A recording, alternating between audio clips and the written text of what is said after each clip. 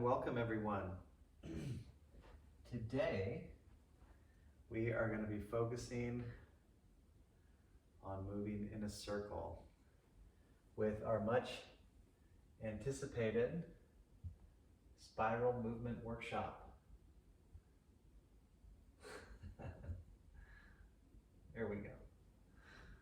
Block out that extra light a little bit. So the workshop will have standard front and back yoga poses, as any comprehensive workshop can and should. However, a big part of the theme will be moving in a circle, both moving the body in quarter circles, half circles. Possibly, if it feels right, we might do some full circle work, which is a combination of the quarters and halves. And also doing rotations and circular movements for the joints. Now, learning yoga in a linear way, jump forward, jump back, up dog, down dog, has a very good practical purpose. Some of the people that get into spiral movements start to talk about how bad linear yoga is and how great spiral movements are. And truthfully, if you haven't learned a linear practice first and the basic linear poses, like the ones I just mentioned and so on, the spiral movements will probably seem a little too complex and overwhelming. So I think the linear is very good for the purpose it serves. And one of those purposes is making it seem less complicated and overwhelming when you get to the more dynamic spiral movements that we're going to focus on. So spiral movements, very good. Linear movements have their purpose, great foundation for learning and building, and we are going to get right into it. So let's go ahead and lay down. We're going to do a big hip roll as one of our early movements, so make sure there's some space. I'm kind of close to my wall, but I'm going to make sure I have some space to do a big hip roll. Starting laying down, and either have the legs bent, feet flat, or the legs lengthened, Shavasana. Deep breath, maybe breathing into the hands or having the arms free out to side, whatever you prefer. Continue deep breath.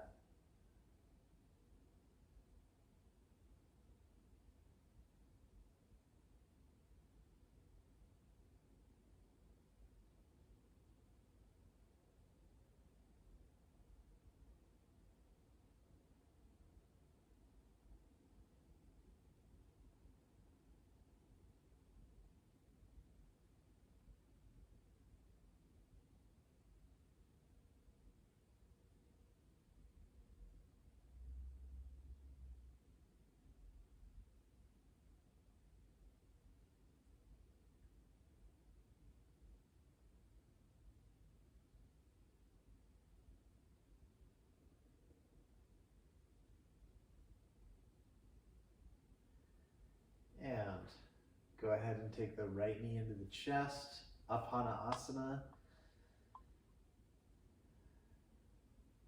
And when you're ready, roll the ankle.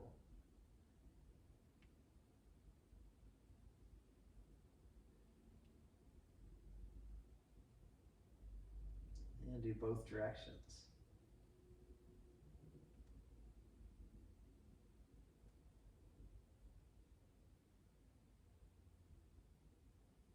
When you've done about 5 each way, we're going to open up the arms and open the knee to the right, circle around, bring the knee back in, and repeat. We're going to do about 5 of these.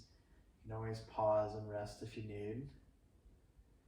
Sometimes there's a clicking in the hips. So long as it's not very painful, it's perfectly fine. It happens.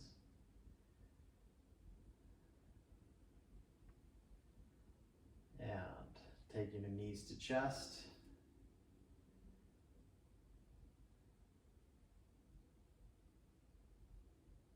And doing the other direction. Knee bends in, leg lengthens, leg circles out, knee bends, repeat. This is really good for building muscles and working mobility of the hip. There's really small muscles that you build that you might not normally reach through doing this activity. We're working with our breath as we move. And we'll take the knee to chest, give it a deep hug in.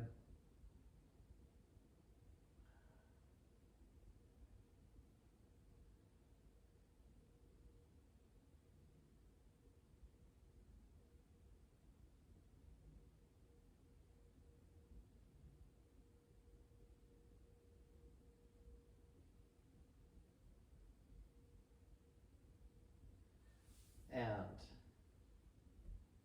extend the right leg to the ground.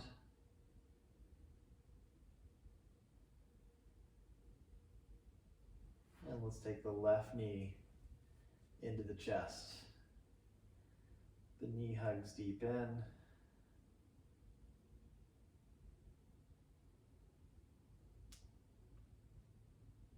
And rotate the ankle.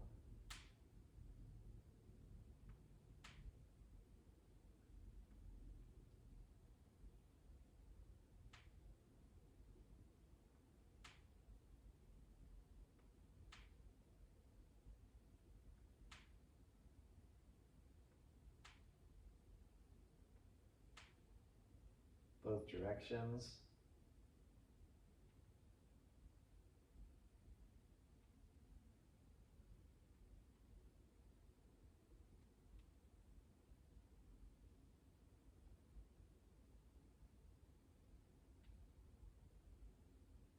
And when you're done, open the arms, open the leg to the left, lengthen, circle around, repeat, and breathe. The body has a lot of circular structure, a lot of circles, round parts, tubes, and so it really is very natural for the body to move in a circle. Really, you want to move in all directions, forward, back, side to side, circular, it's all good. Pause with the knee to the chest, and then other direction.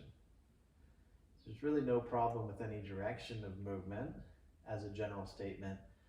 The problem, I would say, is not using all directions of movement. So linear is not bad, it's exclusively linear that can become problematic to the body, leaving the minor muscles perhaps underused as the major ones get built.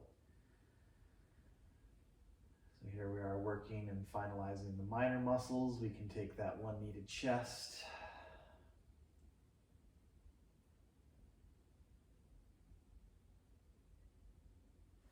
And both knees to chest. Roll around on the back.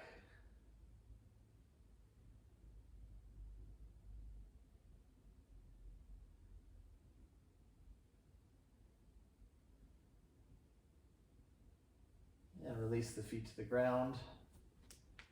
Knees open, feet together. We've warmed up the hips. Now we get to open them a bit.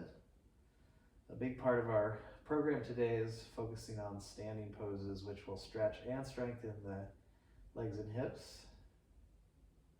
So before we get into that, we'll just let the body open a little bit, breathe and relax.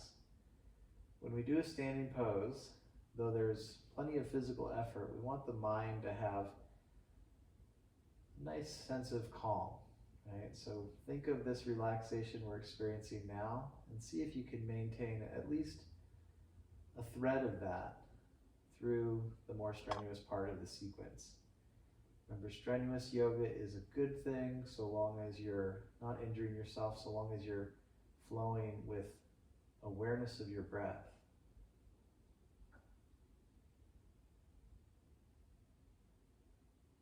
So we've done about 5 rounds of breath in the butterfly, and we'll come back to knees to chest. Keep in mind when you do hip openings early in practice, usually there's a lot less flexibility than when you do it by the end, and that's perfectly fine. Doing poses with less flexibility early has its own benefit. Remember to breathe. And we're going to come upright. So take one arm overhead, roll, come on up. We can switch to the hands and knees. and roll the back. Round the back and lengthen the back.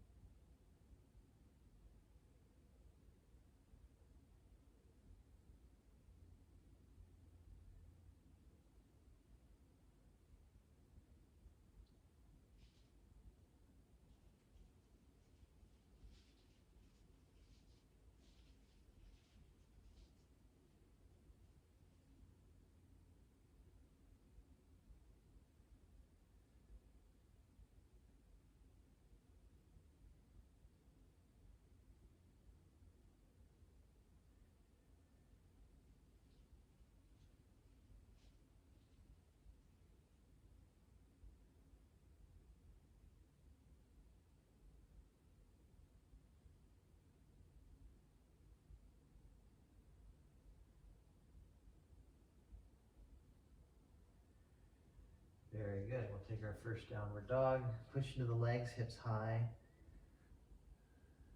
and then walk or lightly hop to the top of the mat.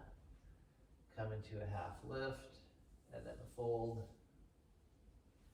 Keeping my knees a little bent here, that's really helpful for reducing strain on the legs and back early in practice. And it's really helpful for standing up straight, so I'll bend my knees even a little bit more. Flat back hinge, stand up, abs in, arms up. Hands to heart. Nice lift of the chest. And arms relax. Very good. Let's go ahead and continue our warm up. We'll do shoulder rolls. Looping out the shoulders, breathing. Both directions.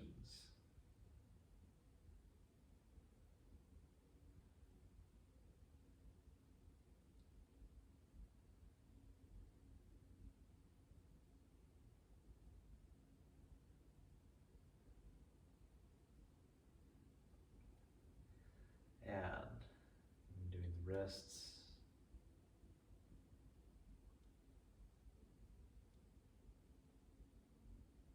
Do about 5 each way.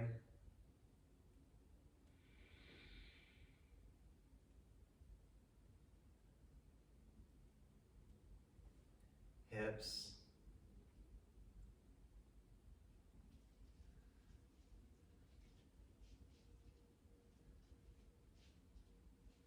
Both directions.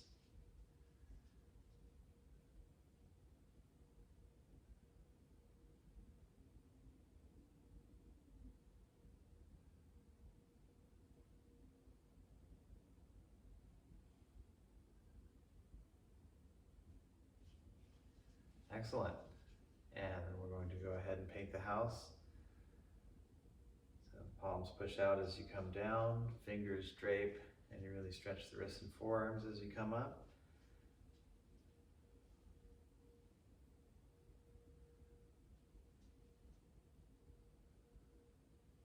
And next time the arms come up, weave the fingers, push up through the palms. If your wrists really hurt, you could do palms down, otherwise palms up. Bend and extend. And now either stay linear if you need, otherwise we can do little circles and maybe move behind the head a little bit. This is warming up the bicep in a way that sometimes we don't access that much in yoga. The bicep gets overlooked a lot in yoga, I think. Let's do both directions.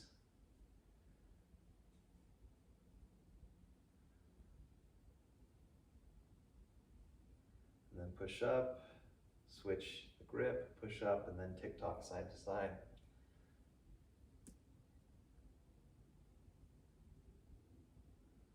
Doing the circular, the linear, the lateral, all the good stuff.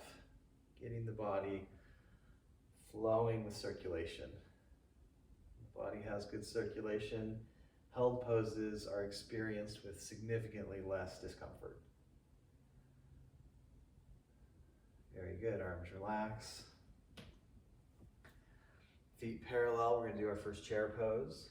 Knees bend a little bit, arms lift a little bit. If you want to do it deeper, you can. Medium or very deep chair, your choice. and then downward dog pose. Head down, hips high, breathe. The knees on the ground, child's pose.